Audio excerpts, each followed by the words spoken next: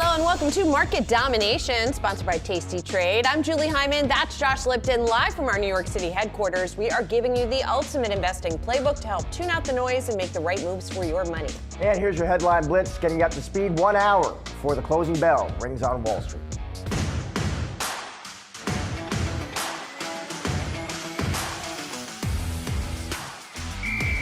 We're going to have an economy the likes of which nobody's ever seen before, and everybody's coming back to America. I saw that the other day at the cathedral.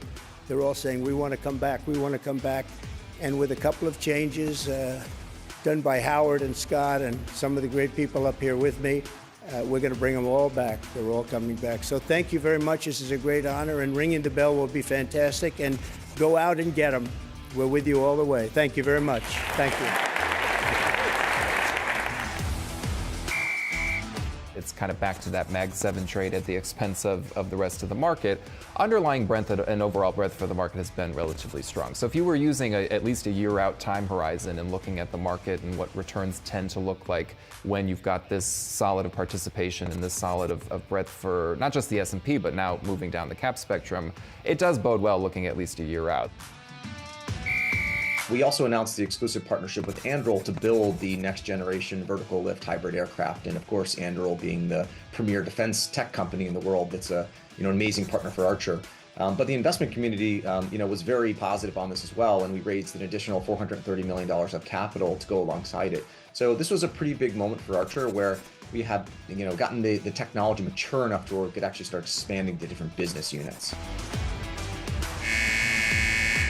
We got 1 hour to go until the market close. So let's take a look at the major averages. Very different story from yesterday, we should say, because yesterday was really big cap tech roaring ahead. That's not happening today. So we've got the Dow off by about 234 points, off about 0.5%. The S&P 500 down 0.4%, and the Nasdaq Composite off about 0.5% as well. So while the narrative had been for a while broadening, then it shifted back to no, it's just big cap tech. At least for today, I guess you get a little bit of broadening, right? Yes, the S&P equal weight is down, but it's not down as much as the S&P 500 or the Nasdaq for that. Yeah, we did get some economic data today, which was interesting. Julie, initial jobless claims, those come in above estimates. At least the economists I was seeing was, they were chalking that up to their clients to seasonality more than signs of further deterioration. But we have a smart economist coming right up to walk us through that. Also another inflation print, November PPI, which was mixed. And so this, again, these signs of maybe progress has perhaps stalled on the way back to Jay Powell's target, which brings up all kinds of questions for investors about the Fed. Not so much for maybe next week, but just further out. Right, exactly. Although a lot of apparently the wholesale inflation print was pushed up by eggs once again. Which we'll also in discuss. The headlines. Yes, of course, we got to talk about eggs. When you take a look at the Nasdaq today, the Nasdaq 100, see a much more mixed picture than yesterday. Nvidia continuing its sort of lackluster run, but then Alphabet, after it touched a record yesterday, down today. Amazon, record yesterday, down today. Tesla, record yesterday, down today. You get the idea of what we're seeing there. And then finally, I also wanted to check on what we're seeing in crypto, because we did see Bitcoin above 100,000 pretty substantially earlier in the day, and now coming back lower as the day goes on. And we did see President-elect Trump at the NYSE making some comments there. We did. We're going to talk about that later, too. For more on the latest market moves, let's welcome in Mira Pandit, JP Morgan Asset Management Global Market Strategist. Mira, it is good to see you. So Julie was just touching there on the Mag 7 names today. Maybe that's a good place to start, Mira, those big tech names. You had some interesting thoughts there, Mira. Your point is, listen, looking ahead, Mag 7, still important, still critical, of course, but maybe gradually less dominant, you say. Explain that for us.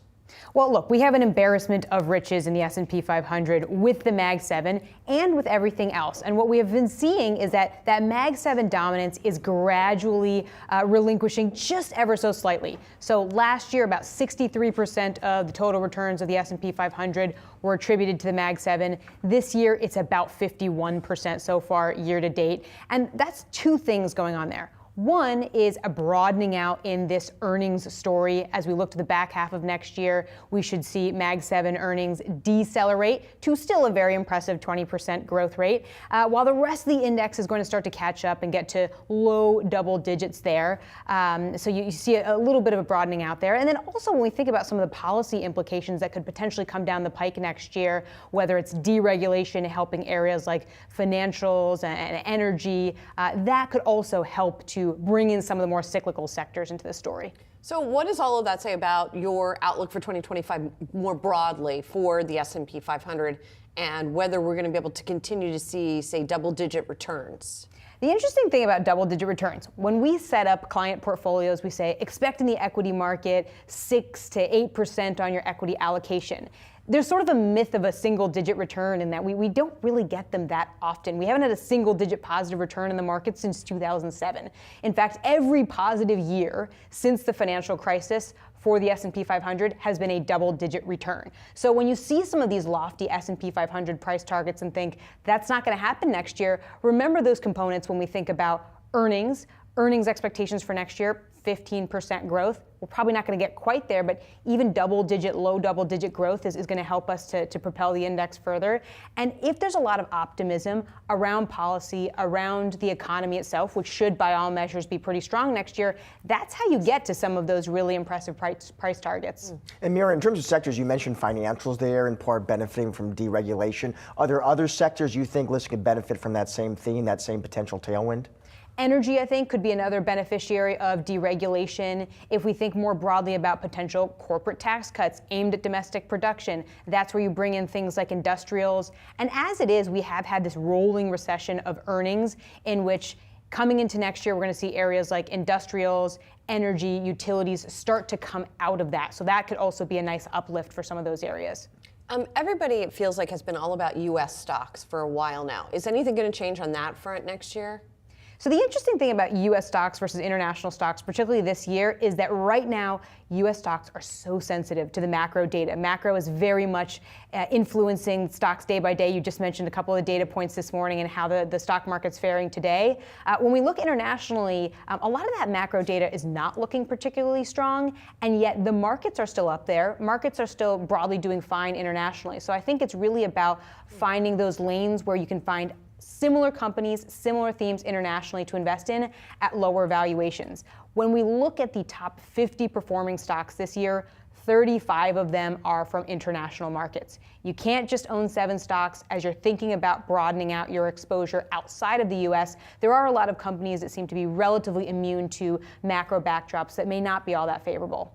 Amir, what about small caps? Because we have plenty of strategists come on, pound the table for small caps. You know, they'll say the economy's growing, it's resilient. They'll argue relatively attractive valuation, but what do you think? I think that small caps have a 40-40 problem. 40% of the index roughly is unprofitable, and about 40% of the overall debt of small caps is floating rate. If we're going to be in a high for longer environment, we're not going to see as many cuts as we originally anticipated from the Fed. That is going to be a challenge for some of those companies who are hoping for a more favorable rate environment to bring that interest burden down. And then when we think about the unprofitability, you know, there's very high expectations for Russell 2000 profits this year coming into 2025. 42% profit growth. You know, we would expect that's going to be revised down a little bit, but some of that is really just a turnaround from the last 2 years of negative profit growth. So I'm still a little bit skeptical on small cap. You know, things like tariffs, a higher dollar, people say that's going to help small caps. It might hurt large caps, but that's different than helping small caps. So I think we want to be sensitive around what's actually going to drive profit growth in small caps. So I'm a little bit more cautious on the small cap space still. So it's interesting when you talk about the rate picture and the effect on small caps, because certainly we've seen, you know, persistently higher rates or moving higher rates be problematic for large caps, for big cap tech specifically. We haven't heard as much talk about that lately, that people are concerned about that. Is that just because the underlying economy is fine? I think when rates are rising, like you saw in 2022, that's a very destabilizing environment for the markets. Not quite sure where rates go, not quite sure how much stocks can handle the higher and higher that policy rate goes. But then in the last 2 years, it's been more about digesting those higher rates and seeing that ultimately underneath the surface, about half of the S&P 500's debt is fixed out beyond 2030. So it's less interest rate sensitive, I think, than we originally thought. And valuations have also been able to stand up very well, maybe too well, in the face of higher rates. So I think that maybe the economy and the markets are less interest rate sensitive than perhaps we originally would have guessed. And Mira, finally, with the dollar, I'm just curious, what do you see ahead there? Does it remain high, even move higher? And if so, what are some of the ripple effects investors should be aware of? The dollar is high.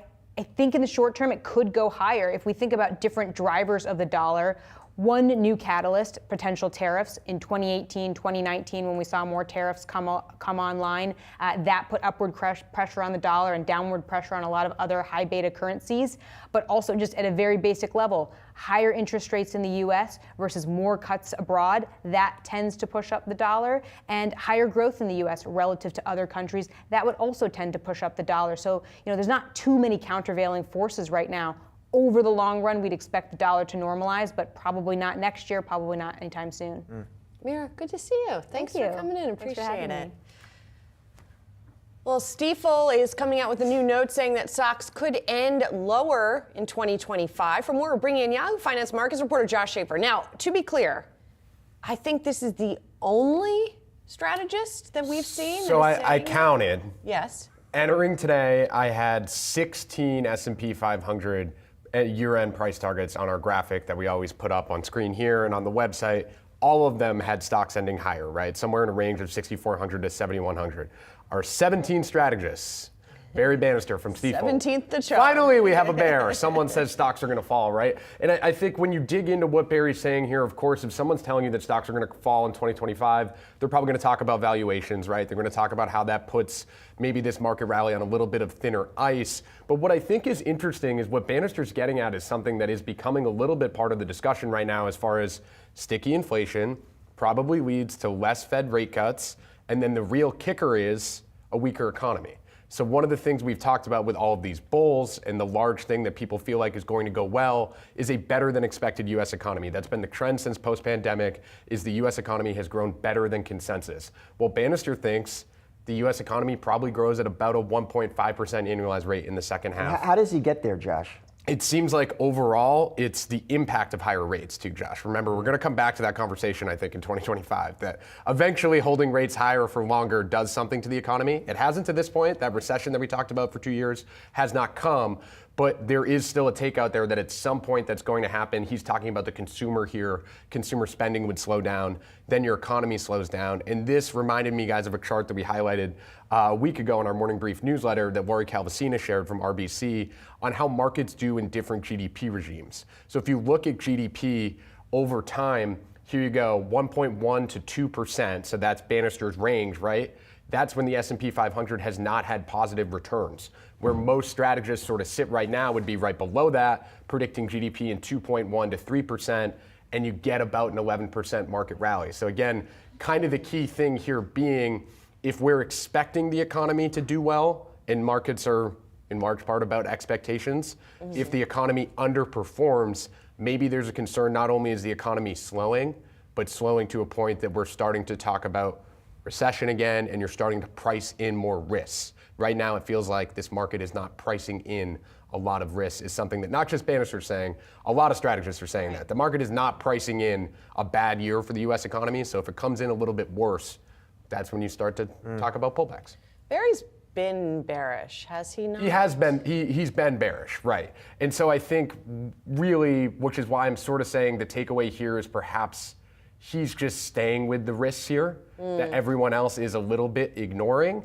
But I have heard from a couple strategists in the past week that's been interesting thinking about the different scenarios that a higher inflation regime could lead to in 2025, right? The team over at UBS Asset Management was saying, well, if we have higher inflation and everyone's pricing in these Trump tariffs and these other things that could be inflationary, what if the president-elect decides, I don't want to bring up inflation higher, and he doesn't do any of the tariffs, and all of these things we've been pricing in the market and all of these outcomes don't actually happen? then maybe your U.S. exceptionalism thing, as you guys were just talking about. The U.S. economy is supposed to do better than other economies, partially because of tariffs, right? If we slap tariffs on all of these other economies, it's in the model, Julie. I see your head moving. It's in the model. It's part of the model, at least. So if you take the tariffs out, then maybe there's opportunity elsewhere outside the U.S. equity market. It doesn't necessarily mean the U.S. equity market doesn't go up. Just on a relative basis. But on a relative basis, we're constantly talking about where you can make more money. And maybe there's a chance to make more money elsewhere if tariffs don't come, was one other interesting sort of thread here that's been floated around. Yeah, well. We finally have a bear, guys. I don't know. I'm excited. I like it. You know? It's now fun when everybody agrees. We want bull versus bear. Of course. That's when it's exciting. Of course. We'll have to get Barry on and we can play it with Bull versus him. bull is not, not fun. All right, thanks, Josh. Appreciate it. We're just getting started here on Market Domination. Coming up, eggflation. Oh yeah, it's back, and its impact on wholesale prices for November will leave you shell-shocked. Plus, shares of Service Titan are soaring in its trading debut. We'll check in on the newest IPO as well as a few other trending tickers later in the hour. And at 3:30, we're joined by the co-founder and CEO of Klarna to discuss the holiday spending outlook and all things buy now, pay later. Stick around, all that and more when Market Domination returns.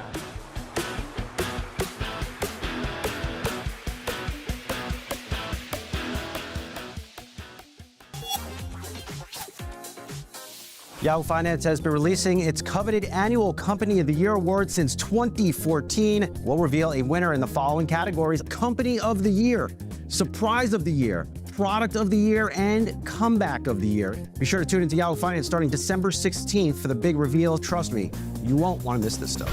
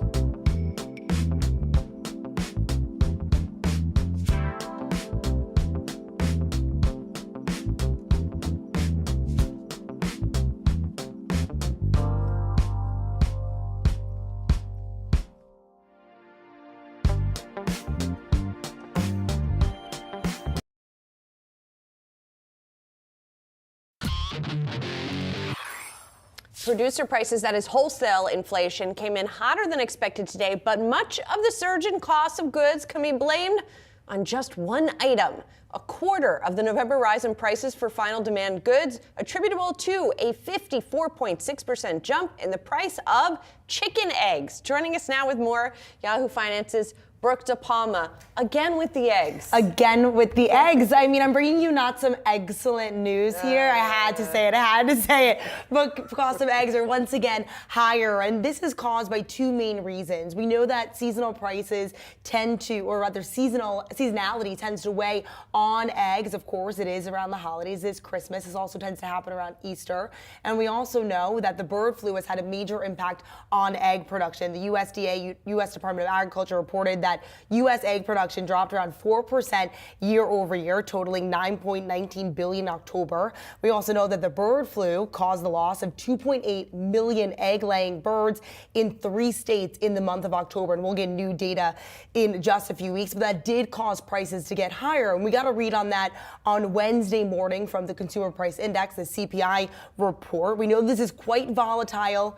The price of eggs did see a decline in October, but then we saw the price of eggs jump 8.2% month over month in November and up nearly 38% year over year as well. So where are prices at now? Well, for a dozen large grade A eggs, you're going to pay about $3.65. That's as of the latest month. That's far higher, though, than where we were at earlier this year. We started the year prices of eggs just about $2.52. Now, experts do predict that if we increase the amount of egg-laying hens and we see a roughly 4% increase in egg production, then we'll see prices drop around 85 cents. But keep in mind, that's far more than what we were paying a few years ago when prices were about $1.50 for a dozen. Are there certain kinds of eggs that are going to cost me more? I knew you'd ask this. Yeah. Well, if you think about it, the gap between premium eggs, that's like a free-range egg and not necessarily a caged bird, that's going to cost more, but now that gap is starting to close in, and so consumers may be thinking, hey, maybe I'll pay a little bit more for that quote-unquote premium egg than, say, the regular eggs you might Or you go can to always normally. put the chickens in your backyard. Oh. I know some people who have chickens in the backyard. Since COVID, that has become a thing. Even before COVID, but that's a story for another day, Brooke. Thank you so much. Appreciate it. All right, for more on today's PPI report, joining us now, Jose Torres, Interactive Broker Senior Economist. Jose, do you have any chickens in your backyard? Any egg-laying hens? I do not, but I have to acquire some now. Apparently so. So, what do you make of the recent? Obviously, this week we not only got wholesale prices, we got also consumer prices, and both of them sort of stalling out here, still above that 3% threshold, and the Fed wants it to be 2%. So, how do we think about all of this? Well, goods disinflation was really drove the train in terms of progress from 2022 down to that 2-handle on inflation. Now, the concern here is that PPI begins to lead its sibling CPI, right? If you plot the PPI over the CPI, you realize that the PPI starts to increase historically before the CPI does.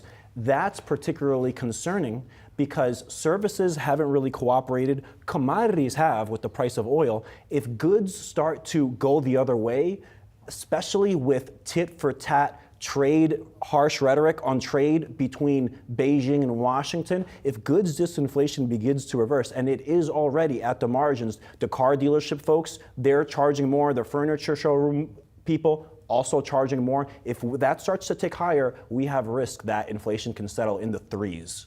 So that was where you're going to go where I wanted to lead you, Jose, which is I'm curious, like, bottom line, Americans, in your opinion, can expect what for inflation in 2025? Or is it actually, are we in a spot right here with Trump moving back to the White House? It's just, is it too hard to call for an economist right now? Because you have tariffs, immigration restrictions, right? A lot of moving parts. Absolutely, Josh. The range of possible outcomes are particularly wide. So what I'm focusing here is on the rhetoric between China and the US. If Beijing acquiesces to a lot of President Trump's demand, then we can have a non-inflationary economic growth cycle next year. But if China and the US start to have conflict like they did back during Trump 1.0, then there's risk that we're going to have a lot of inefficiencies, particularly with goods. Remember, the Trump overhang is significant in Beijing. President Trump, back in his first term, really derailed a lot of Xi Jinping's goals, plans. Mexico became the top importer to the US, right? So what the Chinese are doing right now, Julie and Josh, they're preparing early because they know that President Trump really means what he says when he starts talking about tariffs and trade and restriction and all those topics. So let's take that out of the equation for a moment. What is baseline inflation if you don't account for an increasing trade tension and trade war? Is it still somewhere above 3%, even absent those dynamics? Right now, it's a little under, but the issue is also with goods. It's not just tariffs that are making goods more expensive. It's interest rates, borrowing costs coming down. You know, the Fed is expected to cut next Wednesday, the 18th, another 25 bips. That's 100 bips of cuts from September to December, right? So that's really opening up credit availability, making those monthly payments more accommodative for consumers, right? So that's also helping goods reinflate. The CPI, you saw automobiles, new and used, up significantly in yesterday's report. 2% and 0.6%, those were the leaders. You know, for a long time, off the top of my head, I want to say used cars declined in price for roughly 22 out of 23 months, like a crazy number if you chart that up on Fred or something. And Jose, so we got inflation read today, November PPI. We also got initial jobless claims, which came in above estimates. I saw economists telling clients, listen, that they thought they were going to chalk this up to seasonality, not in their opinion some sign of further deterioration. But is that what you were seeing? Well, the way I'm thinking about it, business sentiment has improved significantly since after the election because the uncertainty of the election is behind us.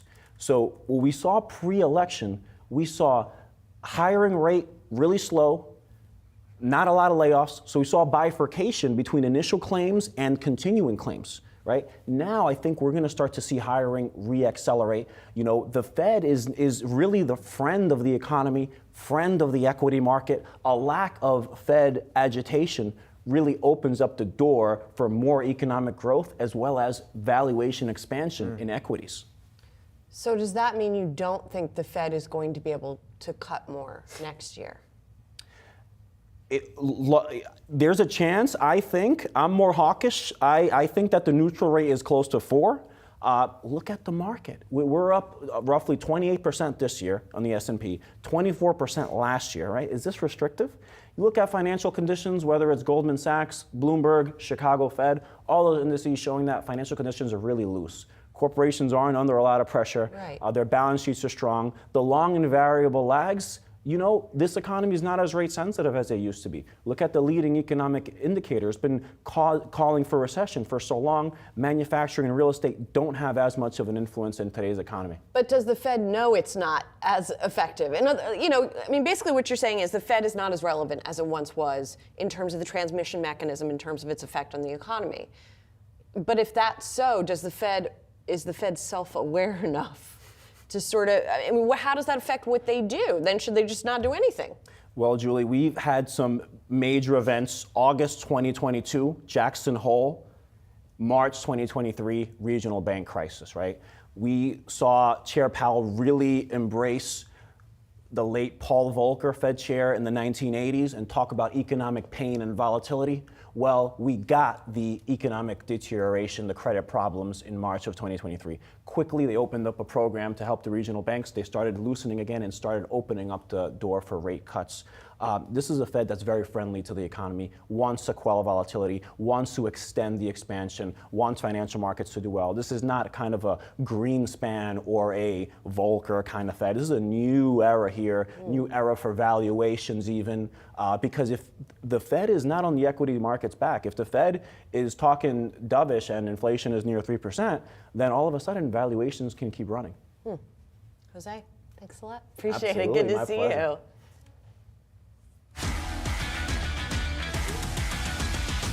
Now time for some of today's top trending tickers, sponsored by Tasty Trade. You can scan the QR code below to check out the best and worst performing stocks of the session on Yahoo Finance's trending tickers page. First up, we're looking at Mobileye. That's because of some comments from Intel today. The chief financial officer, who's now the acting co-CEO, said the company will look to sell more of its Mobileye stake over time. Those comments made at an investment conference here. David Zinsner is who we're talking about here. So he's the interim co-CEO right now, and he talked about the future. He said, we do want to hold a reasonable stake in Mobileye, but we recognize investors need liquidity, and we could use cash. So he said we could sell some of our position over time, but we're not in a hurry, effectively, is what he said. And I thought that there was broader comments he made too, which were really interesting. Because Intel obviously recently parting ways with CEO Pat Gelsinger, and the question has been, when a new and permanent CEO comes in, were they going to stick with Gelsinger's strategy, right? That's been a big question. If you're in Intel stock, you want to know.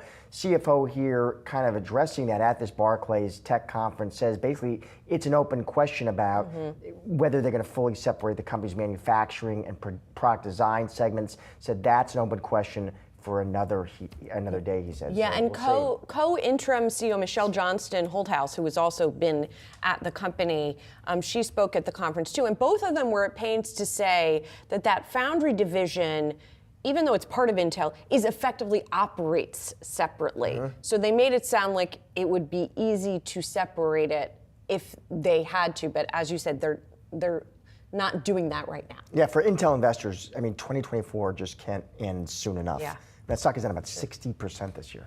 Taking a look now at Ciena, meanwhile, those shares surging. The company did miss earnings estimates for the fourth quarter, but upbeat remarks on orders in the current quarter, setting that stock higher. So did erase this pre-market dip with the Q4 results. Execs on the call with analyst Julie saying the company's off to a very strong start for orders in the first quarter. Also, that is positioned for accelerated revenue growth and market share expansion moving forward, and investors obviously like the sound of that. Yeah, JP Morgan says that's really the big question. How much is that acceleration going to be able to actually come to fruition here? The analyst there writing that lower than expected gross margins, that idea does support management's assertion in the press release that they are poised for that accelerated revenue growth, but how big is that going to be relative the magnitude to this year? of the acceleration. Exactly.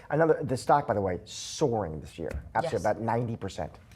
Shares of Service Titan, let's check out those as well. They are soaring in their trading debut today. The software platform stock opening at 101 a share in its IPO. So this one going public on the Nasdaq, described as a blockbuster debut, Julie. This is a software company focused on residential and commercial repair. Financials, when you look at this one, annual revenue of about $614 million in fiscal 24. That was a jump of roughly 31% year over year. Net loss about $195 million, and that was actually a bit smaller than the loss in fiscal 23. And if you look at the size of the company now, I think the market valuation because of today is around $9 billion. Back in 2022, it had a $7.6 billion valuation according to PitchBook when it had a funding round. So definitely has increased here since that. And now is this the start? Is this the start of the rush of IPOs in 25? We'll see. I think we asked that about 24, if I'm not mistaken, didn't we? All right, coming up, we are joined by the co-founder and CEO of Klarna to discuss holiday spending online via buy now, pay later. Stick around, more market domination still to come. Are you ready to master the markets and, dare I say, become a better leader in the process? Well, Yahoo Finance has you covered with our new full suite of original podcast content. Whether you're a seasoned investor or you're just starting your financial journey, we offer invaluable market insights and strategies to help boost your portfolio, build your wealth, and make you a successful investor. Now let's make some money and get a lot smarter. I've done Yahoo Finance forever. This is a spectacular spot. Welcome to Stocks in Translation. I'm your host, Jared Blickery. Hello, world. I'm Ross Mack. Hi, I'm Bob Powell, and welcome to Decoding Retirement. Welcome to Living Not So Fabulously. Hey, it's me, Tiffany the Budgetista, your favorite financial educator. Welcome to Capital Gains. We're on for a few days and everything has changed. From Wall Street to Main Street to the C-suite, we are your daily lifeline because behind every great investor is Yahoo Finance. Join us on yahoofinance.com, the Yahoo Finance app, or wherever you get your podcasts.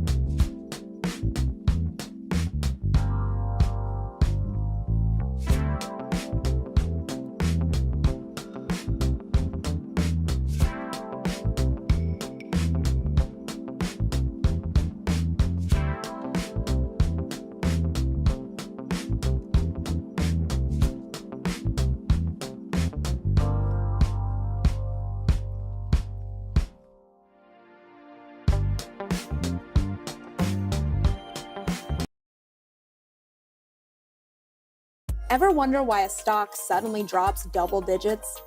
Or Bitcoin unexpectedly hits record highs. We're unpacking the catalysts driving daily market action and explaining the chain reaction. Why are oil prices trending lower despite ongoing geopolitical tensions? Or why a company's stock is up even though it missed on earnings. Insight from top strategists, economists, and business leaders will help you make the smartest choices for your portfolio. This is Catalysts. Tune in daily, 10 a.m. Eastern on Yahoo Finance.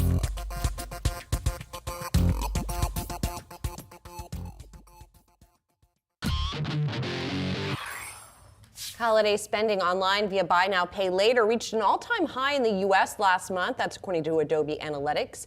And that spells good news for financial services companies like Klarna. The buy now, pay later provider already seeing double-digit growth this year as it also works on its U.S. initial public offering. For a closer look at the business, we have Klarna co-founder and CEO Sebastian Szymiakowski joining us here in the studio. Sebastian, it's great to see you. Usually we're talking to you from Stockholm, so yeah, it's great to be here. Nice to see you here. So let's talk about your business a little bit, because you all not only saw that growth in revenue, in gross merchandise volume, but also return to profitability this year in the last couple of quarters. How much of that is because of that increase in demand versus how much of it is because of cost savings? Well, I mean, if you look at the last 2 years, we've grown revenue by about 50%, we've grown gross profit by 100%, and we have reduced cost by 30%, right? So it's a mix, obviously. But the most important thing has been the growth in the US that has significantly contributed to turning around and becoming profitable again. And you know, we've seen tremendous success here with over 30 million users, so it is a very, very big contributor. And Sebastian, there's no trend. Investors are more interested in the mega AI trend. So I'm very curious, walk us through how you're leveraging that and what it's meant for Klarna's business. Tremendous. Like, I think, you know, the second I tested it out first time myself, I was like, this is going to be a major shift. So we early on got a great relationship with OpenAI, have been leveraging. I said to Sam the first thing, I said, like, I want to be your favorite guinea pig. So we've been trying to test and learn everything. We've seen tremendous things. I mean, it's everything from, we announced that, you know, in customer service when we announced our AI chatbot, it actually is performing the equivalent of 700 people's jobs. Fortunately, nobody lost their job. They work at other customer service, you know, for other companies, but it has tremendous impact. That saves us over $20 million a year. We have had marketing material, you know, copy material, images, video production. I did my earnings call. My AI avatar did my earnings call. So it's had significant implications. But I think, you know, it's just the beginning. I think next year, as many other people in the area as well predict, we're going to see so much more coming out, and we're very excited about it as well. And what has that meant? I know we've talked a little bit about the effect on headcount before. Does that mean, are you going to be expanding headcount at some point? What will those people be doing versus what they would have been doing in this pre-AI phase? How is that going to look? So we were 7,400 employees at the top of valuation in 2022 when we had to unfortunately do layoffs due to the shift in investor sentiment. We couldn't invest as much into the future because of valuations changing. But since then, we've actually, for now more than a year, stopped recruiting altogether. So we were 4,500 about a year ago. We're now 3,600. And because we are a natural attrition in a tech company, people stay for about 5 years, right? So if you don't recruit, you naturally see people, about 20% leave on an annual basis. So right now we're not terminating anyone, but we are having natural attrition. But we tell all our employees that because our total salary costs will come down, they are going to see the benefit of that by we're going to accelerate salaries and equity compensation, and we've done. So our employees see, a very big reward themselves as a consequence of driving the automation and the improvements to efficiency.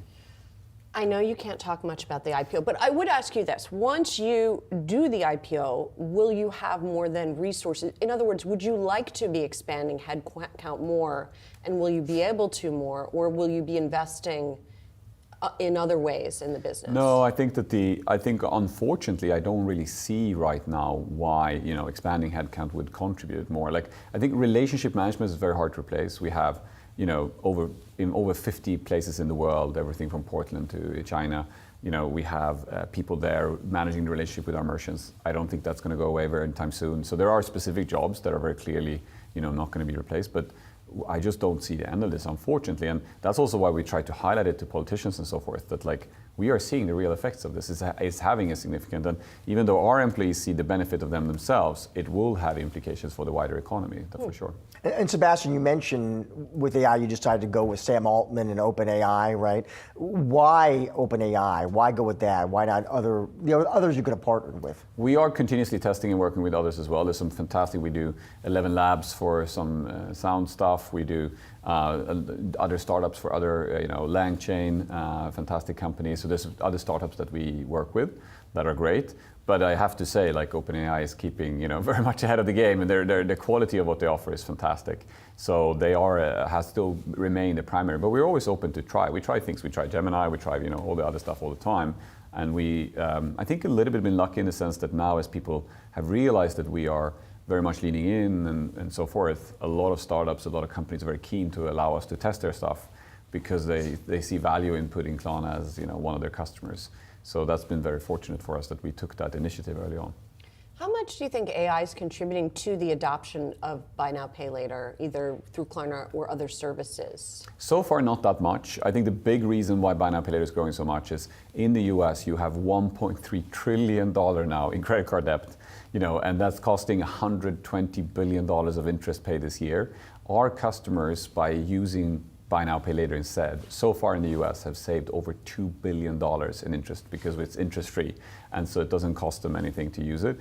This is a better alternative to credit cards. And that's why you're seeing buy now, pay later growing at a massive rate. I mean, even Trump, who's been, in general talks about deregulation, he wanted to put a cap on interest rate for credit cards at 10% because he was it's the one thing Trump and Bernie Sanders, one of the few things I can think of that they actually agree on. Exactly, right? Yeah. And Bernie was like, I'm going to keep you accountable for this, right? And so and that's why, more recently when Trump tweeted that if people are willing to commit $1 billion, we can accelerate your licenses. And at Klarna, we want to do that. We're happy to commit to Trump more $1 billion of investment in the US.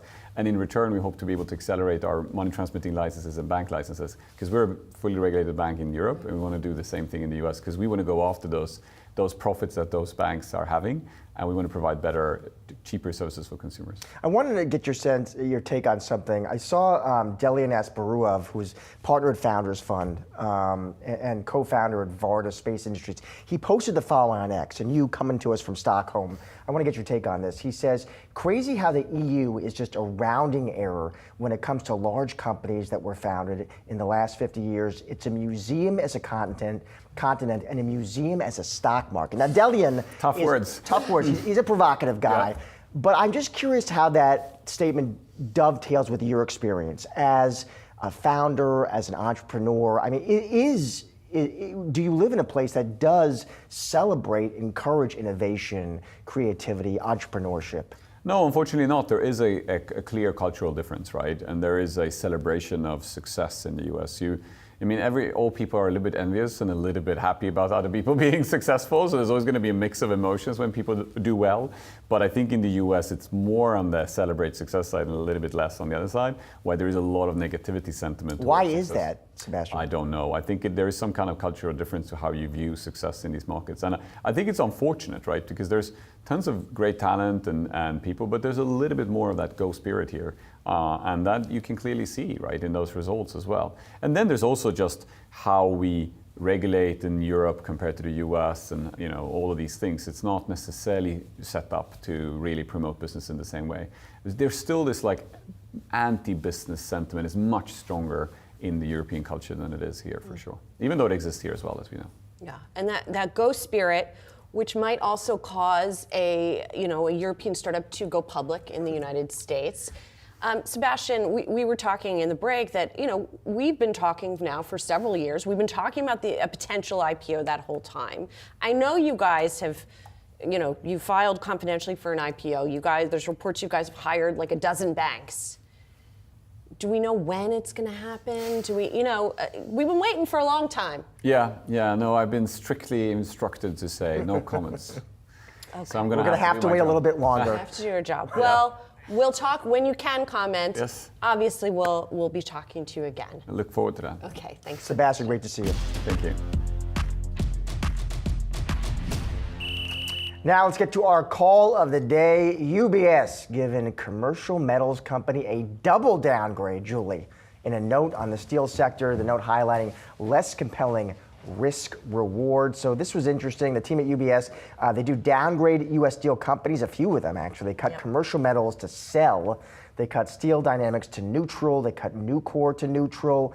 I think here's really your money line for their clients. We still expect, they say, a recovery in U.S. steel demand and prices into 2025, but after a recent rally in the shares and increase in interest rate expectations, the risk reward is more balanced. Yes, I mean, basically, the rally has happened because of the election and the new environment being seen as more favorable to the steel industry. However, has too much been now priced in, or is just enough priced in? And that seems to be where UBS is coming on this. And by the way, so there's 3 stocks affected, but commercial metals is the one that gets a double downgrade to buy from sell. Nucor gets downgraded, and Steel Dynamics gets downgraded as well, but they just get downgraded one notch to neutral. There's also a court case loss that commercial metals recently suffered, and UBS says that also is something that is hanging over it as well. Risk reward balanced. Exactly. That's your takeaway. Right. Coming up, a busier day than usual on the floor of the New York Stock Exchange. President-elect Donald Trump rang the opening bell. And we'll have more on that and who was there when market domination returns.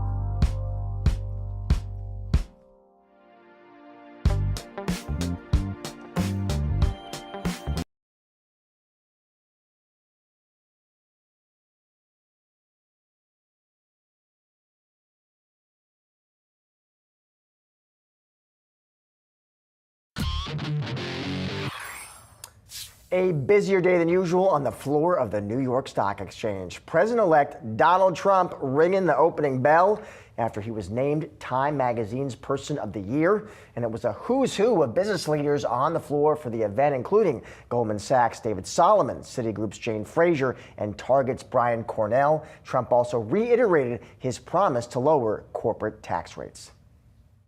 We're cutting your taxes. We're going to cut them very substantially. We got them down to 21% from probably 42 or 44%, depending on where you are. And we got them down to 21. Everyone said that was a miracle. Now we're getting them down to 15, but only if you make your product here. Otherwise, you pay 21, which is not bad. It's in the middle of the pack. But 15 brings you down to among the lower. And joining us now is Yahoo Finance's very own senior columnist, Rick Newman. Quite a crowd there.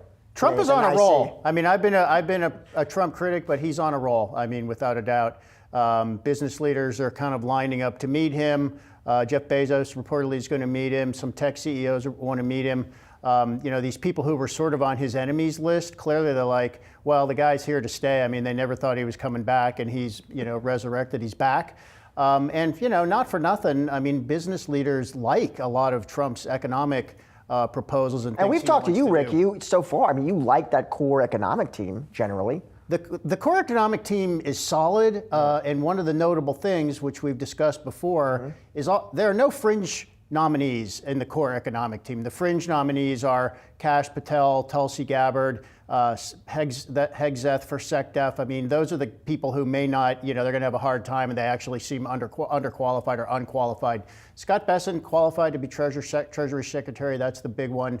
Chris Wright certainly qualified to be Energy Secretary, as well as some of the other guys. So, that tells you that Trump at least gets it, that he has to reassure Wall Street, because you can't fake markets. You can fake them for a little bit, but you cannot fake markets in the long term. And markets will crucify Trump if some of the worst things that some people are projecting actually happen, such as if tariffs lead to higher inflation. I mean, markets, they're happy with Trump right now. They will flip in an instant if some of those worst promises actually seem like they might happen. Well, and I think that the lessons that the business community have learned from Trump 1.0 is that he is a guy that works on relationships. Yeah. In other words, if you come visit him and kiss up to him and he believes it and he buys it, then he's probably going to be more favorable to you. And so they're taking that lesson to heart. As you mentioned, Jeff Bezos is now trying to mend relations. We've heard reports that Sundar Pichai is one of the tech CEOs that's going to be meeting with him.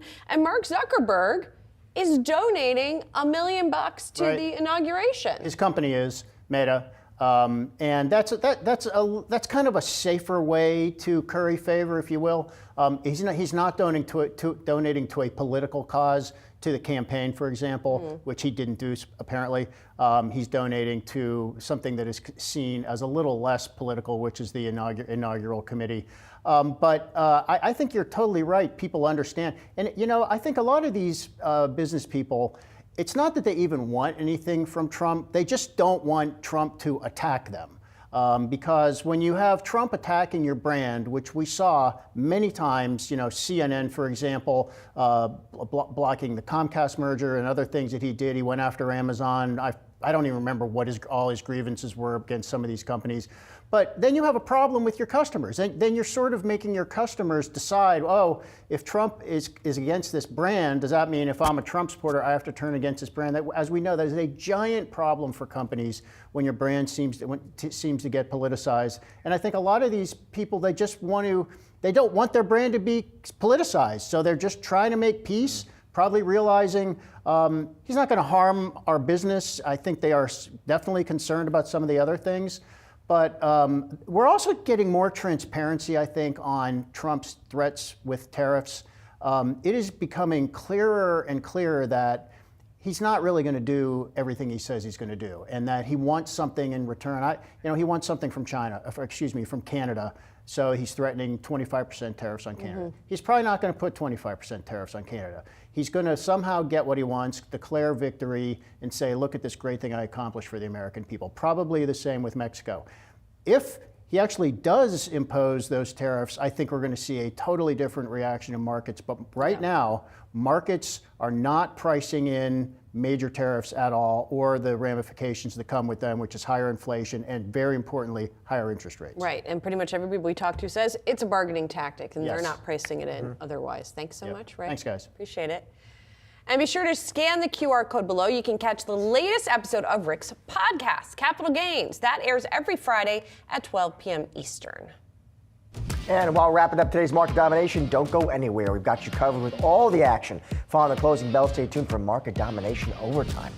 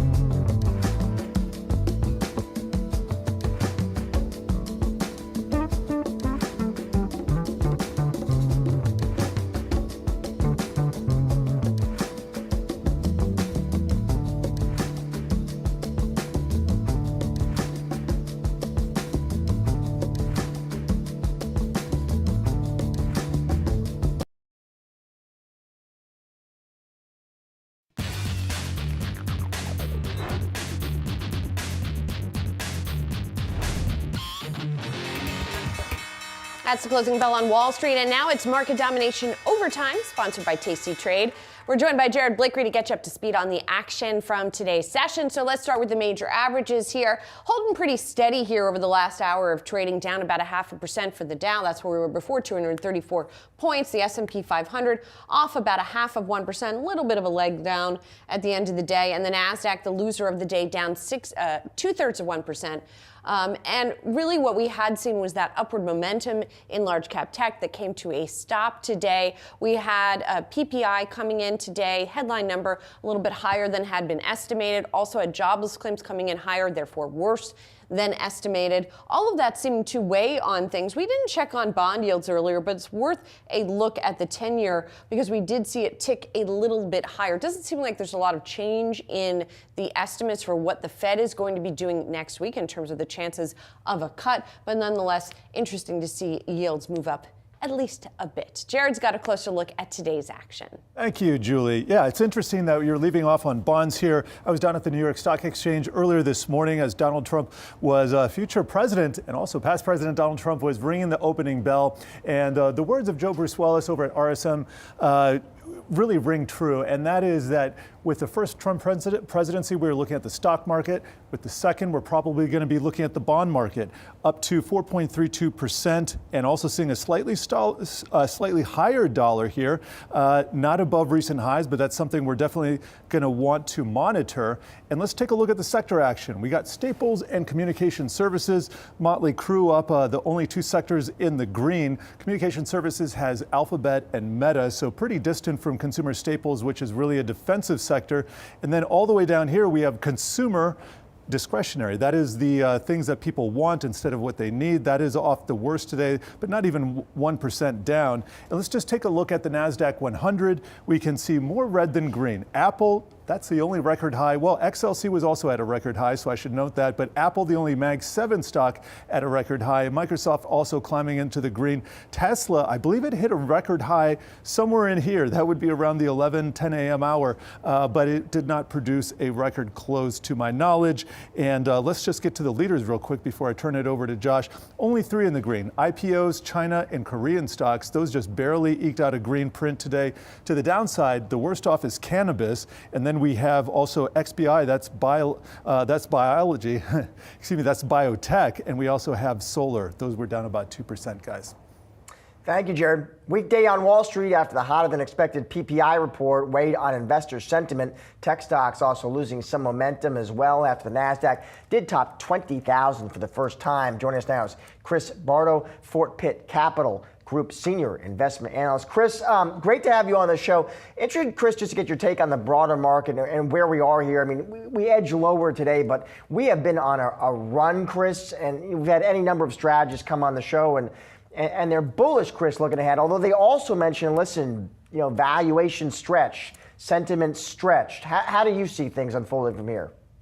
Yeah, certainly. And thank you for having me on the show. So kind of the way we're looking at broader markets right now is you have this kind of disconnect between 2023 and 2024 and then heading into 2025, where last year you kind of had around 64% of the return came from those top 7 to 10 stocks, quote unquote, the Mag 7. And then this year that dwindled down to around 40 to 45%, I believe, of the return has been from those top 7 to 10 equities. So heading into the new year, we kind of think that the market's positioned broadly for earnings acceleration in a lot of the other 490 companies in the S&P 500, call it. They're coming out of 5 quarters of consecutive negative growth, and you're seeing the larger cap companies still growing double digits, but decelerating a little bit. So we think a lot of the multiple expansion has been the rest of the market finally playing catch up, and we think this trend could continue into the new year. And so when we are looking at that market catch up, right, it's definitely been happening in sort of fits and starts. So what do you think there's something that is going to unlock it more fully, or do you think we'll continue to see that kind of volatile movement? Great question. I think we will definitely continue to see kind of the volatile price action in some of the underlying securities, especially with the new administration set to take office next year. We need a little more clarity on some of the policies. And a good example is sort of the healthcare sector and consumer staples, where you have RFK, who wants to kind of ban some of these chemicals. And a lot of these companies sold off on that news, and a lot of the healthcare companies sold off on it as well. So we think that there's areas in the market that are attractive due to kind of this sentiment shift with the new administration. And then another factor in there is tariffs. I know your previous guest was just talking about that, and I totally agree that I don't think the cost of tariffs to the consumer are priced in heading into 2025 and then moving into 2026. So we think that that could sort of be a headwind if it's not a negotiating tactic and it genuinely will be put on. That could pinch the consumer at the lower end a little bit more. So, Chris, bottom line, lots of policy uncertainty, of course, but your job for your clients, find opportunity. Where are you finding that opportunity right now, Chris? Yeah, so we are stock pickers and business owners at the end of the day. So we could look at the broad market, and we're also looking at the underlying market. So as individual stock pickers, we're looking in sectors like healthcare. We like Merck, we like Abbott. We're looking in technology still. we're looking at Keysight Technologies. We're owners of shares of that company as well. We own Zebra Technologies, which some of these companies over the last 3 to 4 years coming out of COVID had end markets where inventory built up, and end market and the customers, whether it's the retail exposure or government spending and network testing equipment like Keysight, that pent-up demand is finally becoming normalized. So we think that free cash flow growth at these companies accelerates over the next few years, and we view kind of those areas as attractive right now. You guys also like, and this is not in technology, you guys also like Lululemon. I'm curious about that one, because that one is definitely one of these things is not like the other in terms of some of the picks that you're looking at. Yeah, certainly. So Lululemon's been a company that we've owned for, I believe, 5+ years now. And recently, as of this year, we've kind of been adding to our position to it because we kind of viewed that 54% sell-off peak to trough as an opportunity. I mean, you had a lot of people chasing artificial intelligence stocks, data centers, while it made perfect sense. Companies that were still growing low double digits. I mean, Lululemon ended up a standard deviation, 1.5 standard deviations below its 20-year kind of forward multiple. So we viewed it, they were buying up their own shares. The Treasury Department had even acknowledged the fact that the security was being undervalued. And we kind of added to our position, and it's up probably, we didn't time the bottom perfectly, obviously, but it's around 65% off its lows. And it's been one of those ones where sentiment hit it so hard, it became almost a value play for some managers. Chris, thanks a lot. Sorry. Earnings came in better than expected. Gotcha. Indeed they did. Chris, thanks a lot. Appreciate it. Thank you. Warner Brothers Discovery is reorganizing its corporate structure, the Hollywood studio becoming the latest to do so, with the possibility of spinning off its TV assets. For more, we're bringing in Yahoo Finance senior reporter Alexandra Canal. And, you know, they've been having a bit of a rocky time, so. Bit of a rocky time. Remember, it wasn't too long ago that they took a pretty significant write-down in their cable business. So this is something that I don't think was very surprising, especially if you look at what's been happening across the landscape. We recently saw that Comcast is also spinning off most of its linear network units. And a lot of folks out there on Wall Street pretty bullish on this move. We saw Warner Brothers Discovery shares closing up more than 15% today on the move. Now, a big part of that is because really the growth engine for these companies, it's streaming, and they're being dragged down by linear networks. That side of the business is burdened with a lot of heavy debt. So the thinking is that you could sell off a lot of these assets that aren't really doing too much for the company or the stock price, and maybe create a sort of good company versus a bad company strategy there. Bank of America analyst Jessica Reif-Ehrlich, she said that this is a strategic restructuring that will serve as the first step in a multi-step process to unlock what we believe is significant hidden value in WBD's business. So in other words, the linear networks has sort of been clouding what otherwise could be a very successful business down the line. So this is going to include the global linear networks, so think news, sports, scripted, and then a separate unit, which will be the streaming film side of the business. Max, HBO will also reportedly be under that division. Also, Allie, some news on YouTube TV, raising prices. Yeah, raising prices pretty significantly, $10 extra a month. So instead of the prior $72.99, you're going to have to be paying $82.99. Now, the company said they don't make these decisions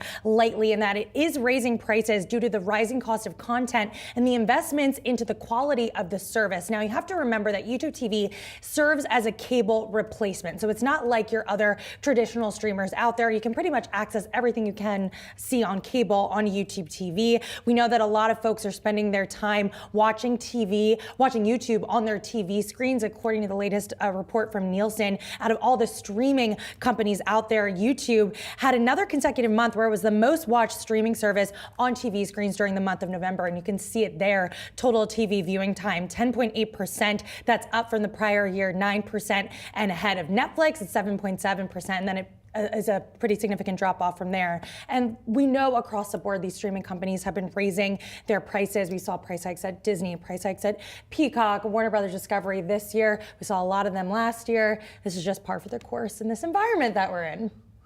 Yeah. Good times. All right. Coughing up a lot of money. Yeah, thanks, Allie. Appreciate it. Of course.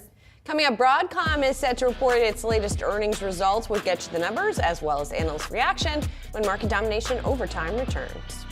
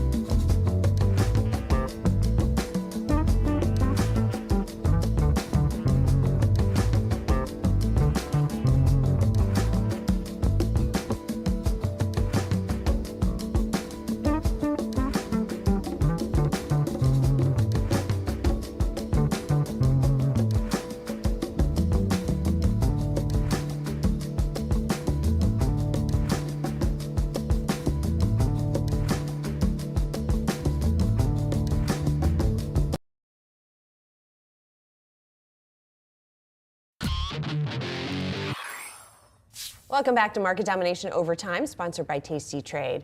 While no one knows exactly how 2025 will shake out, our next guest and her colleagues have attempted to identify at least the themes of next year in order to figure out how to benefit from them. Joining us now, Lisa Thomas, TD Cowen Deputy Head of Research. Now, you had a lot of themes that you were looking at here, a dozen of them. We wanted to sort of drill down on a few. And there's a lot that we've talked a lot about already, things like geopolitics. So I want to start with one that is less on the beaten path, and that's shifts in demographics. What are we seeing in shifts in demographics, and how is that going to affect the economy and how people trade? Sure. So the biggest shift in demographics that we're seeing is something that we started to see in our TD Cowen proprietary monthly tracker, where we go out to 2,500 U.S. consumers each month on a census-adjusted basis. And that really helps us pull back the aperture beyond our single stock work. And I have to tell you, the 65-plus population surge, the silver tsunami, is really significant. So by 2050, you are going to have nearly a quarter of the population that is 65 or older. That's up from 18% right now. And there are huge implications, big, in big ways and then in everyday ways. So at a macro level, you have to think about things like home renovation, because nearly 75% of the people that we've spoken to in that cohort do plan to or hope to age in home. And so there's a huge amount of home renovation that's going on as they modify their homes to make way for aging in place. That's just one example. And when you think that that's $1 trillion market in North American home renovation, we think that under some scenarios that could continue to grow another, at a 5 or 6% CAGR, which is very significant. Wow. And Lisa, are there certain ways, if you're an investor, you're listening right now, are there ways, names that you would say, listen, that's a potentially smart way to invest in that theme? Yeah, well, it's funny, on the everyday side of the spectrum, one thing that came out of our work is coffee. So it turns out when you get older, you drink more coffee. And I found that was really an aha moment for me, because I thought, am I crazy or am I drinking a lot more coffee? No, in fact, I am, and so is everyone else. And so within consumer for 2025, Dutch Brothers is one of our best ideas for 2025. And our senior analyst, Andrew Charles, thinks that there is a lot of underappreciation of the innovation that company has been advancing in mobile ordering, in menu innovation, also in loyalty program, which, by the way, is really significant and important for the older cohort. So as I say, in big and small ways, it's something that really presents. One of the other big themes you're looking at is reindustrialization here in the U.S., or reshoring, a lot of people call it. We've been talking a lot about tariffs, less about that sort of side of that equation, which of course has begun under President Biden with the CHIPS Act and some of the other measures. So how does that trend then look over the next year and over the next 4 years, for that matter? Yeah, well, look, I think it's a huge trend. It's much more fun to talk about than tariffs, too, so thank you for that. But listen, I think President-elect Trump, even this morning at the New York Stock Exchange, was saying he wants to be in a position to permit nuclear, within a week. And so I think that you have a really interesting convergence between the key policy pillars of America First and then the kinds of advances that the big tech and other proponents of AI are going to want to see. If you think of the fact that energy and infrastructure are the biggest limitations right now that are kind of slowing the advancement of AI, if we can actually grow our energy capacity significantly, if we can remove those infrastructural barriers, and that's going to really advance the AI dominance that President-elect Trump has spoken of, and certainly energy dominance as well. I'll ask you the same question, Lisa, off that theme. Yeah. What would you pick? Well, I hate to disappoint, but Mag 7, Amazon. We just came out this morning with Amazon as one of our best ideas again in tech. Our senior analyst, John Blackledge, thinks that there continues to be growth from here, even on the 50% plus run that it's had this year. That with its role as a hyperscaler in the space, it's really, really levered to that theme, that it has margin expansion that it can continue to see from here, including certainly from AWS business, but also even just in some of the advances in e-commerce, in efficiencies from fulfillment. So it still has a lot of different levers. We think its net cash is actually going to double from this year to hit roughly $133 billion. So even with all of the run that we've seen, we think that that's an important way to play that theme. Yeah, I mean, it just closed at a record yesterday, but it pulled back a little bit today. I know. And then another one of the themes is healthcare innovation. And I found this one really interesting given, man, healthcare right now, just the broader industry, you've got patent cliffs, a lot of the big drug makers. You had the obesity run, but then you've seen a pullback in some of those stocks. And then, of course, we won't even get into, the pharmacy benefit managers and all of that. So healthcare innovation, where does it fit in with all of these cross currents? Sure. Well, what I think is that, you mentioned the obesity run, and I think that's really important because obesity, I think, is really just the beginning of something bigger. When you think about that class of drugs, now we all know what GLP-1s are and semaglutide, that's really about, regulating metabolism, and it really points to a whole host of metabolic, conditions and processes. So we think that that whole class of drugs and derivations around them are going to become really important. Obesity is really just adjacent to or a precursor to over 60 other conditions and nearly a dozen cancers. So we think some of the other conditions that you're going to start seeing, tied to treatments, using drugs of this class are really, really significant. And there are some phase 3 trials and data that are coming out, relatively soon that I think are going to put a lot of attention on that when you think of cardiometabolic and a whole other host of, inflammation, inflammatory, all kinds of things that could be treated by this class of drugs.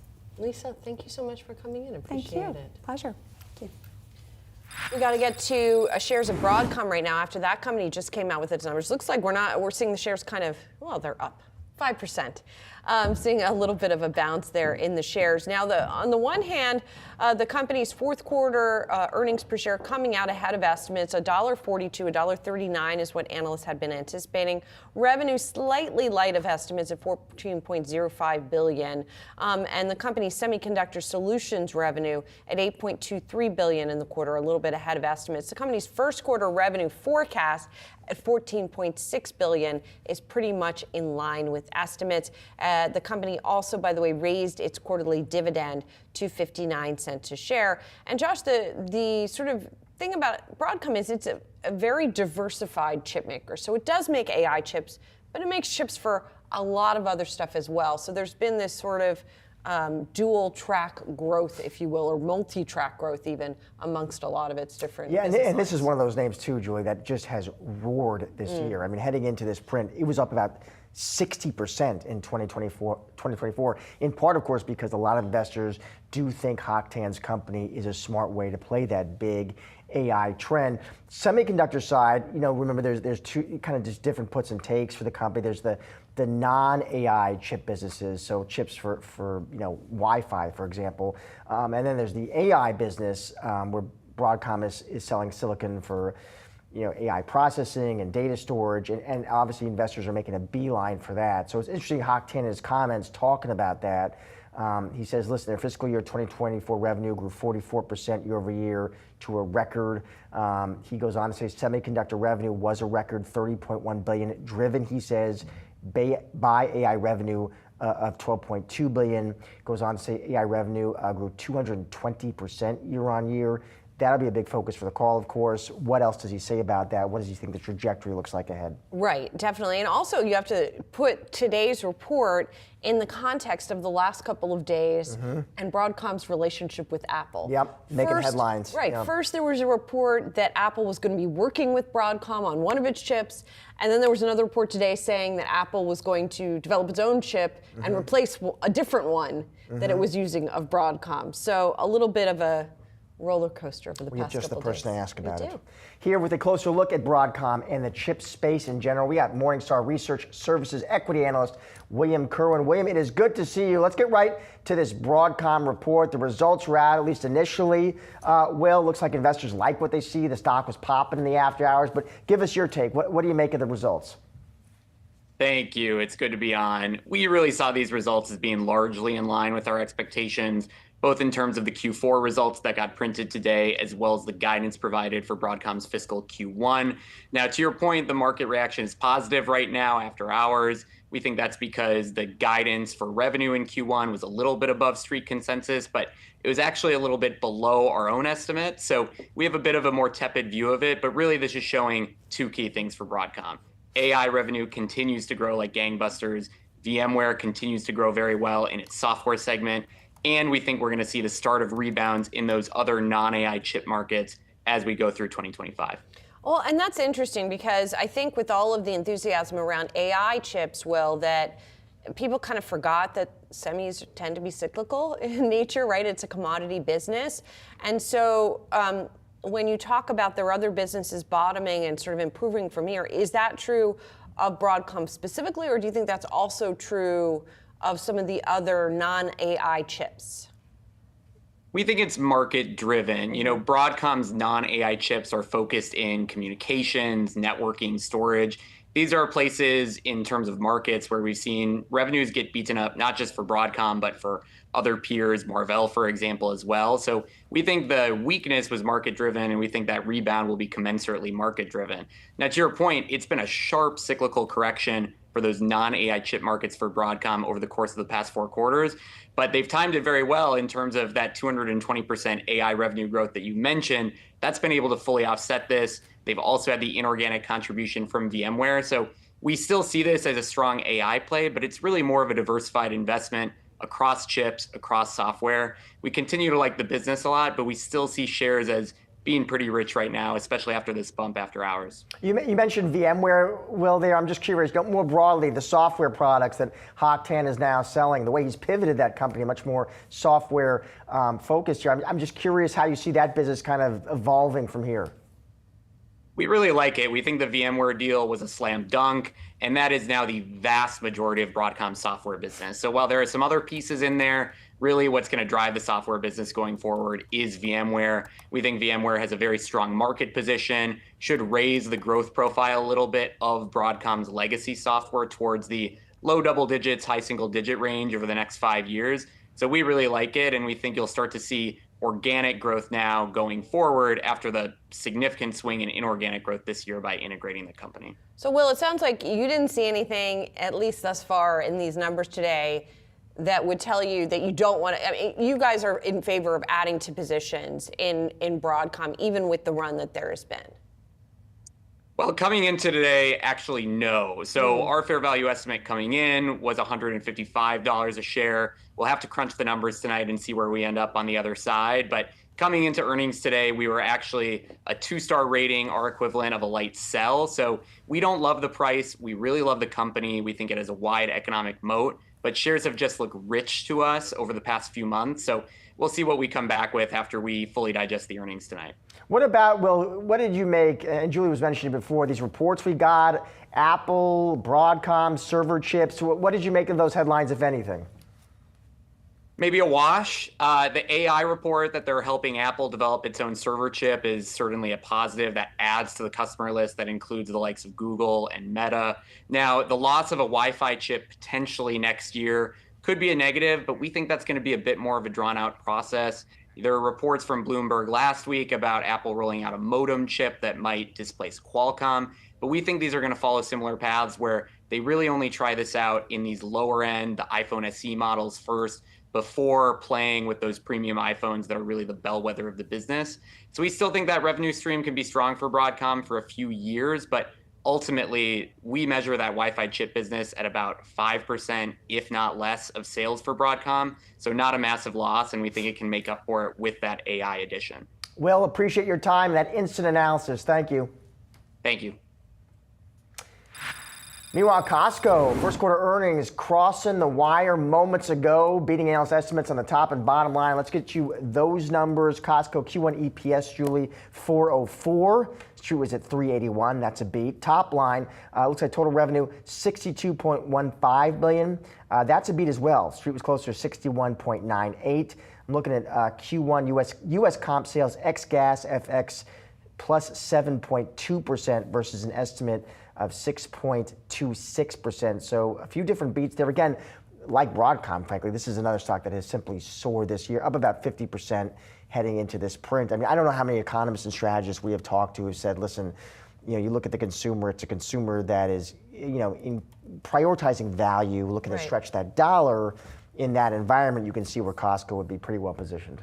Yes, and it's interesting, those comp sales numbers, by the way, it seems like gasoline pulled down the overall comp numbers. So when you take it out, those numbers looked better here because we know gasoline, happily for all of us, is lower year over year. So that was an interesting number to see here. And indeed, there is that consumer spending that is more positive for the company. I'm just looking at the breadth of Costco at this point, 897 warehouses globally, most of those in the U.S. and Puerto Rico. So it's the dynamics here in the U.S. that are most relevant, but a significant presence in Canada as well. So that market also important for Costco. Remember, Costco did hike the price of its memberships first Right. time since I think it was 2017. So it'll be interesting to see what more commentary we get on that. Some on the street do think a stock split could be coming in the future as well. Maybe not a surprise given we see shares trade around. Yeah. All right, that'll do it for today's Market Domination Overtime. Be sure to come back tomorrow at 3 p.m. Eastern for all of your coverage leading up to and after the closing bell. But don't go anywhere. On the other side of the break, it's asking for a trend. Got you covered for the next half hour with the latest and greatest market-moving stories so you can get ahead of the themes affecting your money. Stay tuned.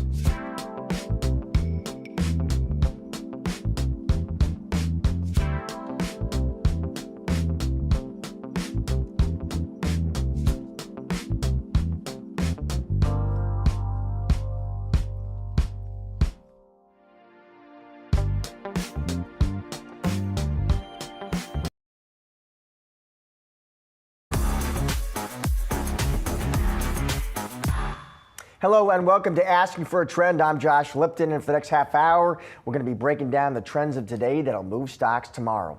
After raising about $625 million in its IPO, Service Titan shares surging as much as 42% in their Nasdaq debut on Thursday. It is the first notable venture-backed IPO since Rubrik hit the market back in April. But could it be the first of several over the next few months? Well, joining me now to discuss all this is Greg Martin, Rainmaker Securities Managing Director. Greg, always great to see you and have you on the show. So Service Titan does go public. Greg, I saw it being described as a blockbuster debut, but what did you make of it? Give me your response. Well, Josh, good to see you again. Thanks for having me on your show. And listen, this is a stellar opening for Service Titan. You know, up 42%. It was up 30% from its filing range, which was 52 to 57. So it priced at 71, and today it closes at 101. So a very good opening. And Service Titan is an excellent company, but it's not a stellar company. And so I think this shows that there's a lot of interest in new issuances. I think the market has been starved for IPOs. And I think this is a really good benchmark for hopefully a very good run of IPOs in 2025. And listen, the market's strong. I think there's a lot of good fundamentals, and I'm excited about what 2025 has to offer. So as you look ahead, Greg, and you think about the state of the IPO market in 2025, what would you say, break it down for us, are the tailwinds? Well, listen, I think we had the wet blanket of the election, right? The uncertainty around what was going to happen, what the new tax environment was going to be, what the regulatory environment was going to be. And so this election years often have, some of these issues. Now that that's behind us, with the new administration coming in, and, I think there's a lot of tailwinds in the market. We've actually seen the markets, kind of have an upward trajectory since the election. So that uncertainty was definitely a big overhang on the market. I think there was some recession fears earlier in the year, and I think that people are feeling generally better about the economy.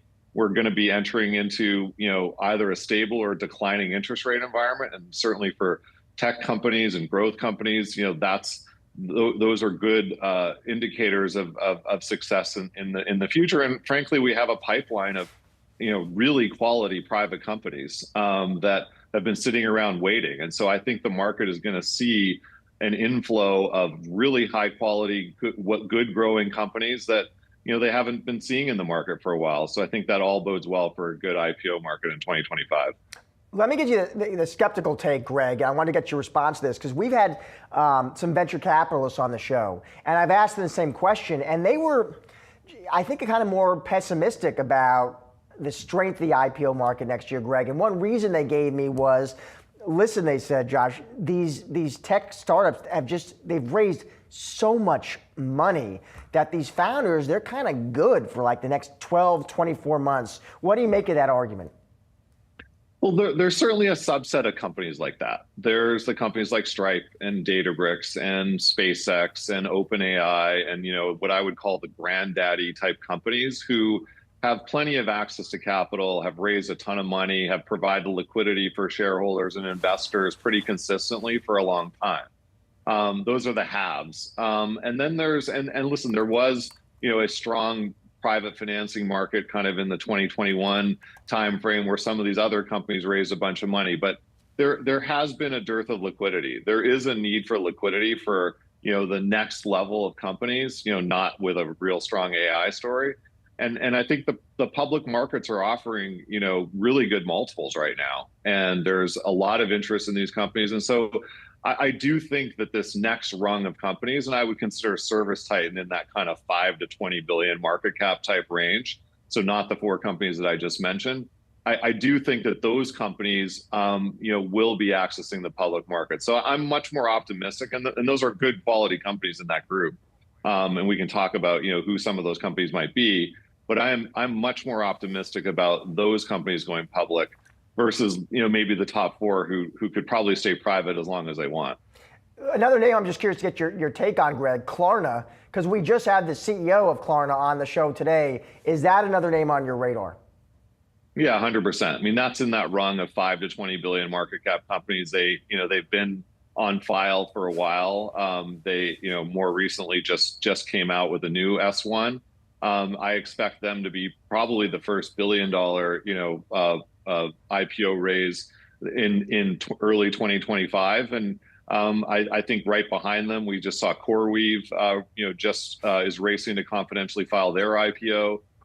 That's an AI infrastructure company that I expect to see coming out in early Q2.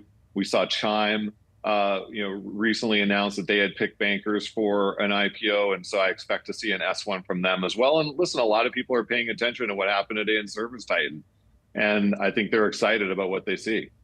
Greg, always great to see you and have you on the show. Thanks for making time for us. Good to see you, Josh. Thank you. Well, U.S. stocks closing lower following a hotter than expected U.S. inflation report. And Yahoo Finance's Josh Schaefer joins us now with the trading day takeaways. Josh. Yeah, Josh, that producer price index report you mentioned there, that inflation report did come in hotter than expected, but economists largely saying that might not quite lead into the Fed's preferred inflation gauge, PCE, later this month. I want to focus on another economic data point right now. We're taking a look at jobless claims. So weekly jobless claims, the amount of people that file for unemployment, ticked up last week, right? So this morning data comes out 242,000. That's up from 225,000 last week, well above the 220 that economists had expected. But our friend Eric Wallerstein over at Yardeni Research highlighted something interesting here, Josh. Jobless claims are pretty seasonal. So what we're looking at here in white is claims from this year, blue is claims from last year. Look at how they just sort of follow each other all the way along, right? Yeah. And that seemed to be the broader economist takeaway today was, well, the week that we're looking at with these jobless claims was the start of the holiday season. Holiday season usually pretty volatile for claims. This might be the case for a couple weeks right now. And yes, it's been a low layoff environment. Maybe not a lot to read into right now for the next couple weeks to say layoffs are picking up. It's just more so a seasonality story, and it's a little bit same as ever with the labor market right now. Yeah, and we had an economist on the show today, Josh. We were talking about the labor market, and he was saying, he's tracking business sentiment, and he says since the election, it has picked up because you have these CEOs who are more focused on kind of the pro-growth, pro-business policies. Trump's putting out there, cut taxes, cut regulation. He would expect hiring to start picking up. We'll see. But between that, Josh, and then another thing I've heard is you also had the Fed start cutting rates right around the same time, right? So you get that first rate cut in September.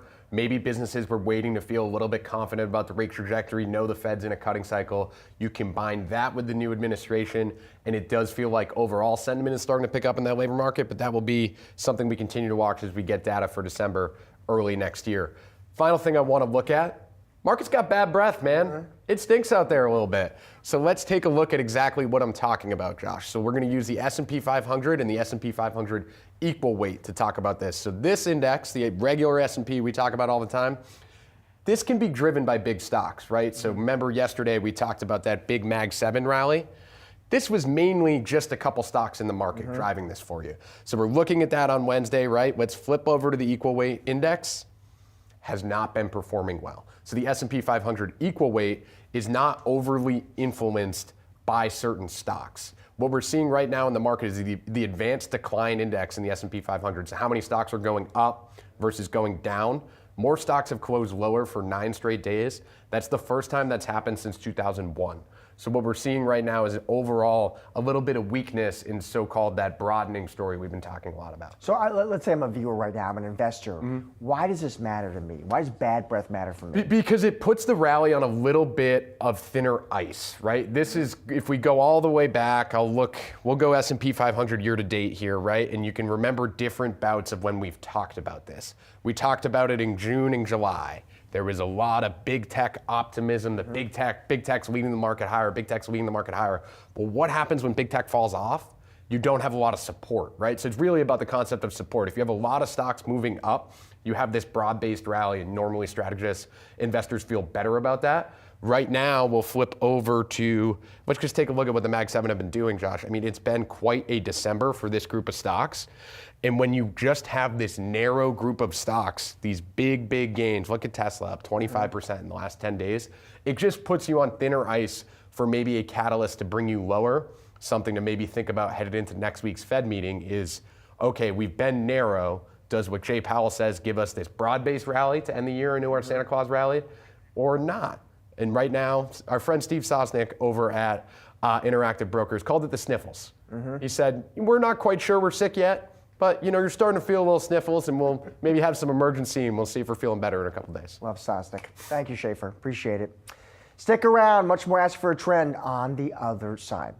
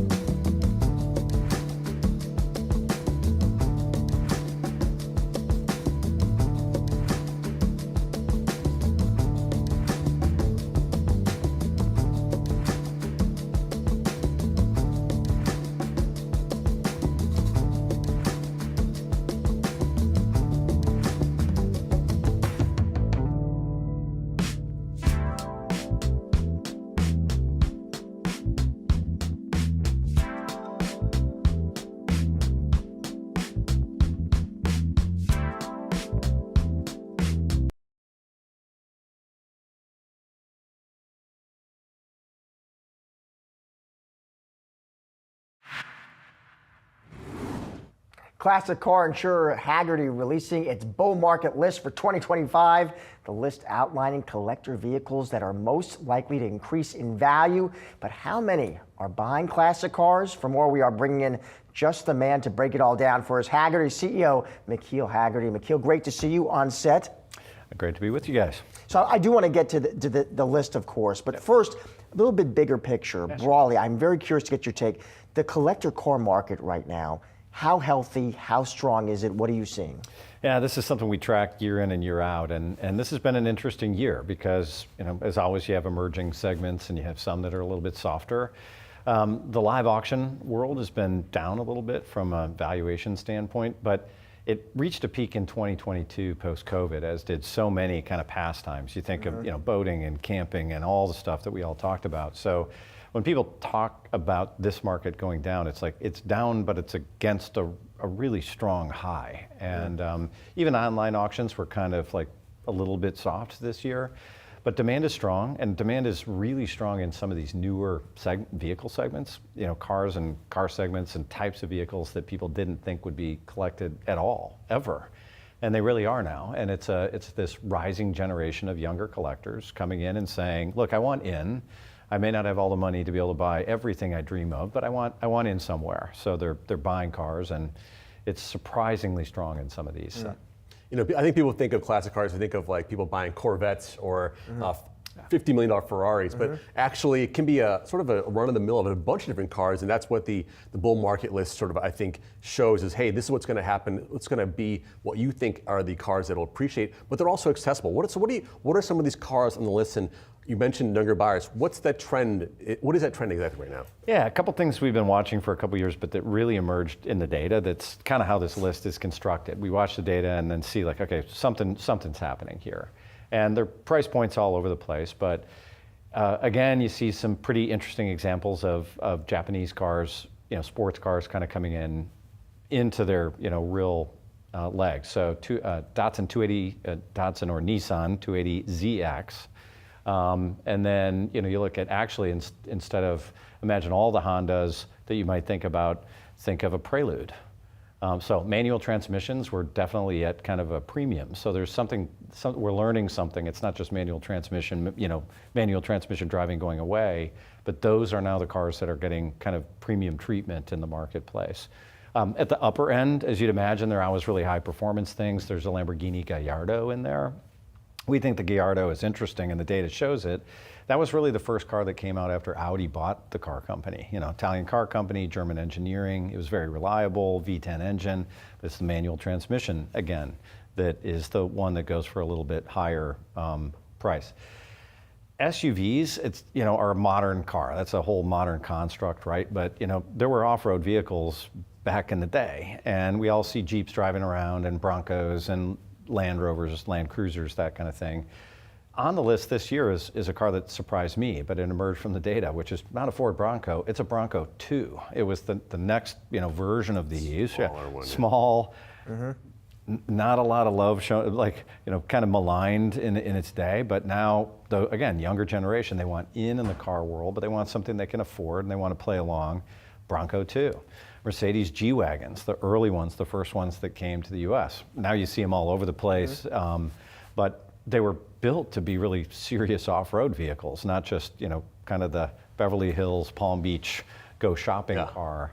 And so the early ones are just, kind of clamoring, people are clamoring for them, so it's fun. It sounds like to me that it's a move from boomer cars to Gen X cars that Josh, you and I would like, the DeLoreans, the Gallardo is a car that I liked, the Prelude, that Bronco 2, very interesting. I remember not liking that car back in the day, but just kind of want to pivot towards more like the business that you're in is insurance. It's classic car insurance. You guys had strong earnings recently. What's that business like for you right now? And I just kind of want to know how you developed that business from what it was for, was a marine insurance, to now where you're at. Yeah, my parents, we're celebrating our 40th anniversary this year. My parents started, we were car people and classic boat people. And they went where there wasn't anybody serving the market, which was insuring classic wooden boats. So if you can imagine a niche, it's the smallest niche ever. We evolved into the car business in the early 90s and really picked up steam in the early 2000s. And now the bulk of our business is all around kind of enthusiast cars, collector cars, that sort of thing. But also brand new stuff. If it's a rare car or something that's valuable, it's something that we'll look at.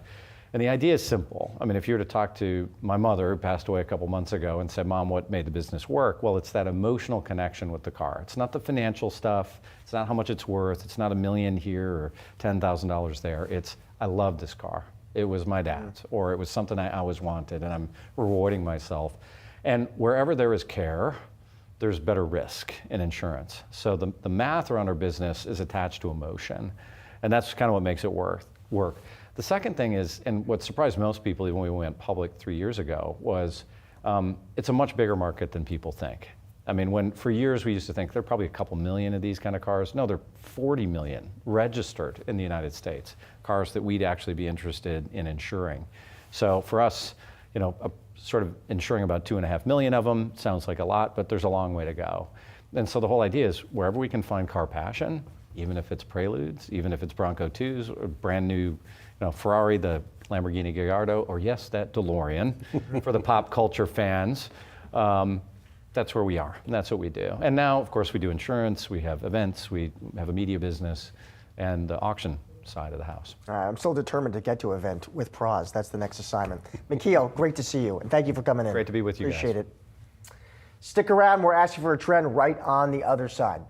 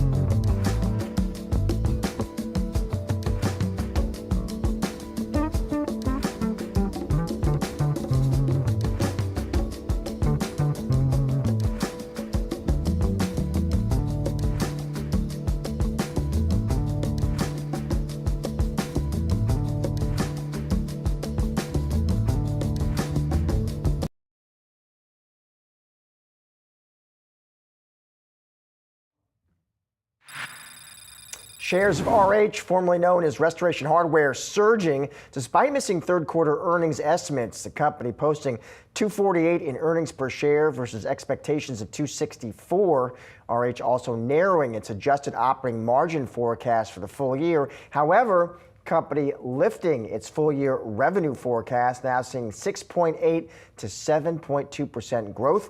Company also noting in a letter to shareholders that it expects to fully exit China by the end of the second quarter and is transitioning products manufactured in Mexico. Well, fresh off of today's producer price index print, our chart of the day is looking at core inflation data. And Yahoo Finance's Julie Hyman joins me now with a closer look. Julie. Yeah, ahead of the Federal Reserve meeting next week, inflation squarely in focus, especially with the inflation readings we've been getting this week. And really a lot of questions being asked about the level of inflation right now, how the Fed's going to tackle it in the future, and also how it's going to be incorporating fiscal policy into its monetary policy decisions next year in terms of that fiscal policy effect on the economy. So all of that, we get this chart. Core inflation, what we've been seeing. Of course, we saw the surge during the pandemic as inflation, and now we're sort of steady as she goes, perhaps not coming down as much as the Federal Reserve would like. So what do we have here? We have producer prices, that is wholesale prices, coming in at 3.4% last month. That is the white line here. We've got CPI, consumer prices, at 3.3%, and all of that feeding through to the core PCE, which is the preferred inflation measure of the Fed, at 2.8%. We'll get an updated number for last month shortly after all of that, the others are factored in. So 2.8%, still not quite at that 2% that the Fed is targeting. And now there are perhaps some upside risks to inflation. We talked to Jose Torres of Interactive Brokers earlier about that possibility. If goods start to go the other way, especially with tit for tat trade, harsh rhetoric on trade between Beijing and Washington, if goods disinflation begins to reverse, and it is already at the margins, the car dealership folks, they're charging more, the furniture showroom people also charging more. If that starts to tick higher, we have risk that inflation can settle in the threes. So if inflation does settle in the threes, that helps explain, Josh, why the conversation has really shifted to this potential higher for longer. Perhaps the Fed cutting next week and then pausing for how long, we don't really know. We have to wait and continue to watch this chart. All right, all eyes on that Fed meeting next week. Thank you, Julie. And that is a wrap on today's Ask for a Trend. Be sure to come back tomorrow at 4:30 p.m. Eastern for all of the latest market moving stories affecting your wallet. Have a great night.